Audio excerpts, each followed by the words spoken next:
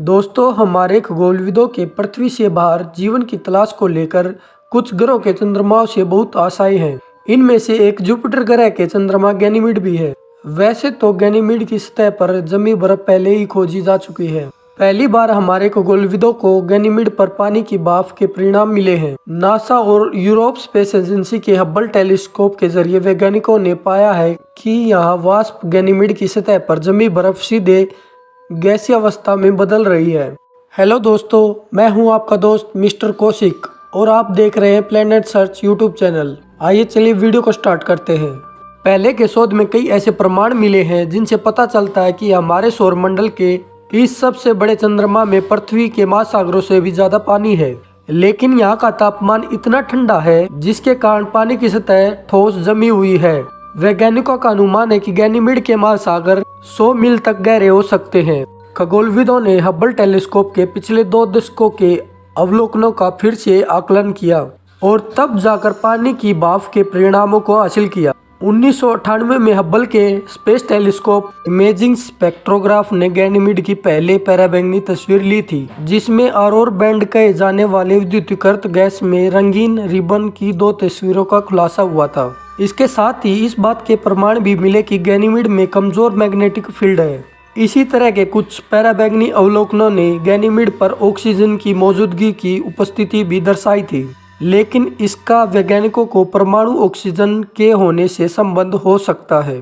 साल 2018 में नासा के जूनो अभियान के सहयोग में स्वीडन के स्टॉकहोल्म में KTS royal institute of technology के लॉरेंज रोथ की अगुवाई में उनकी टीम ने हब्बल की मदद से परमाणु ऑक्सीजन को मापने का प्रयास किया था। इस टीम ने 2018 में हब्बल के कॉस्मिक ओरिजिन स्पेक्ट्रोस्कोप और 1998 से लेकर 2010 तक हब्बल के ही स्पेस टेलीस्कोप इमेजिंग स्पेक्ट्रोग्राफ के आंकड़ों को संयुक्त विश्लेषण किया और जानकर हैरान हुए कि 1998 के आंकड़ों के मूल निष्कर्ष के विपरीत वे गैनीमीड के वायुमंडल में परमाणु ऑक्सीजन की उपस्थिति नहीं देख सके। इसका मतलब यही था कि पराबैंगनी ऑरोरा तस्वीरों की व्याख्या कुछ और ही होनी चाहिए। रोथ और उनकी टीम ने पराबैंगनी तस्वीरों में ऑरोरा की तुलनात्मक वितरण का फिर से अध्ययन किया। गैनीमीड पर दिन भर के तापमान में भारी अंतर रहता है। दोपहर के समय भूमध्य रेखा में यह पर्याप्त रूप से इतना गर्म हो सकता है कि वहाँ की सतह से बर्फ थोड़ी मात्रा में ठोस अवस्था से सीधे गैस अवस्था में बदल सकती है।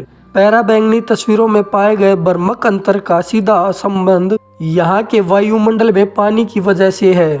इस पड़ताल में यूरोप स्पेस एजेंसी के आने वाले जुपिटर आइसीमन्स एक्सप्लोरर के और जानकारी जोड़ने की संभावनाएं हैं, जिसे ईएसए के कॉस्मिक विजन 2015 से 2022 कार्यक्रम के तहत 2022 में प्रक्षेपित किया जाएगा। यह साल 2019 में जुपिटर ग्रह तक पहुंचेगा।